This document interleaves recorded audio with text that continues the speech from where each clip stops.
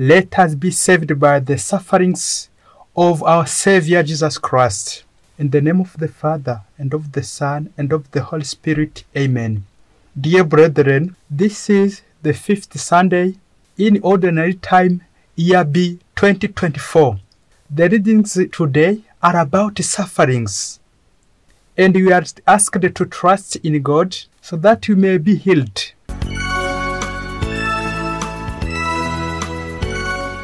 The Lord be with you. A reading from the Holy Gospel according to Mark, chapter 1, verse 29 to 39. On leaving the synagogue, he entered the house of Simon and Andrew with James and John. Simon's mother-in-law lay sick with a fever. They immediately told him about her. He approached, grasped her hand, then the fever left her, and she waited on them. When it was evening, after sunset, they brought to him all who were ill or possessed by demons. The whole town was gathered at the door. He cured many who were sick with various diseases, and he drove out many demons, not permitting them to speak because they knew him. Rising very ill far down, he left and went off to a deserted place, where he prayed. Simon and those who were with him pursued him, and on finding him said, "Everyone is looking for you." He told them, "Let us go on the nearby villages, that I may preach there also. For this purpose have I come." So they went into the synagogues and driving out demons throughout the whole Galilee. The Gospel of the Lord.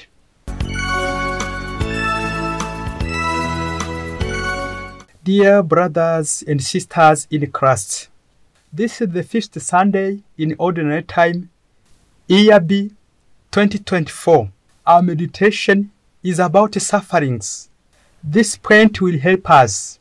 In my sufferings, how can I bring love and service to others? About sufferings, we are asked to trust in Jesus, who brings us salvation and hope. God is present in our life every time, especially when we are suffering.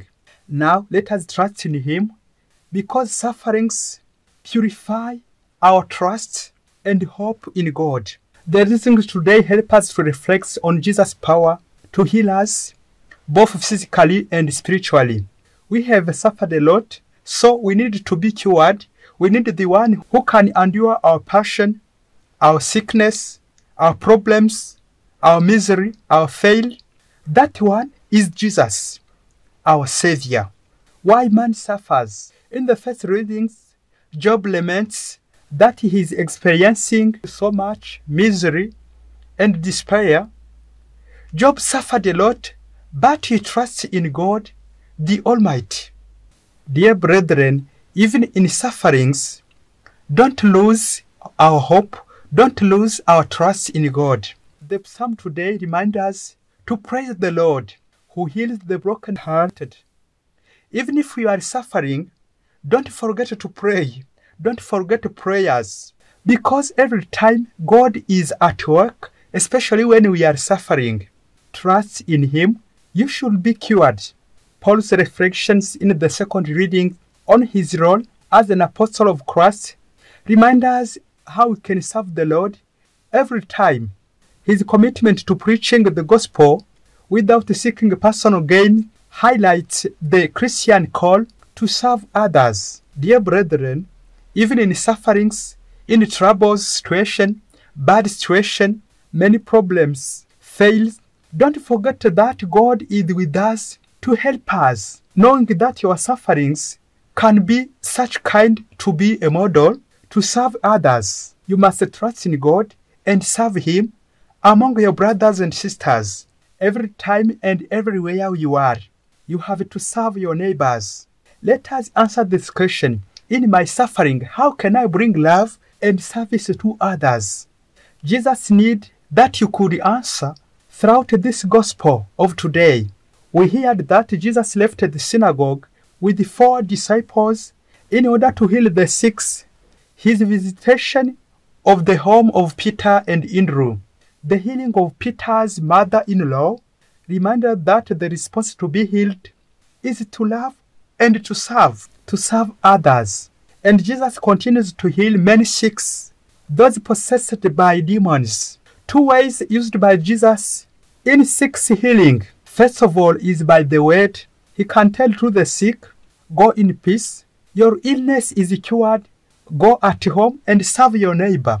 The second way used by Jesus, he can use physical contact. It means the deeds. Like Peter's mother-in-law, he touched her and she was cured. Dear brethren, this contact with Jesus helps us to be cured. If anyone has a contact with Jesus, is cured. And after being healed, you can serve others. You can also heal others because you have a contact with Jesus.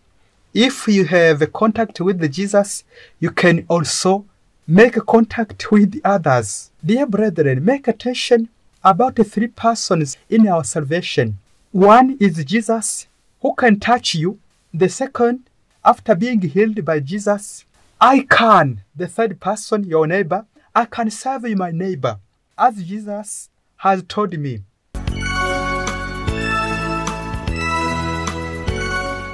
One day in a certain family, a widow named Mary with two children, Peter and his sister Betty. Peter was employed and get a lot of money from his job, while Betty was disabled. She could not leave his house for work because she was wounded. Every time her mother took care of her at home. The neighbors were surprised at this kindness of this mother. And one day they asked Mary about his love to his children. The question was like this: Mary, between Peter and Betty, your children, who is your beloved? The one do you love more than the others? If you are a mother of those children, which answer you shall give to those neighbors? Then Mary answered, I love Betty than Peter, because I used all my time to take care of my daughter Betty, because he is sick, he is disabled, he is wounded. While Peter is safe, I take care of the disabled child. Dear brethren, did you get this answer of Mary? Dear brothers and sisters in Christ, this is how Christ takes care of us when we are in a bad situation. This is how Jesus takes care of troubled persons, widows, orphans, the hungry, the disabled person, to make them safe, to clean them, to love them, to heal them. He takes care of the one who is suffering, the hopeless, as Mary did in his family.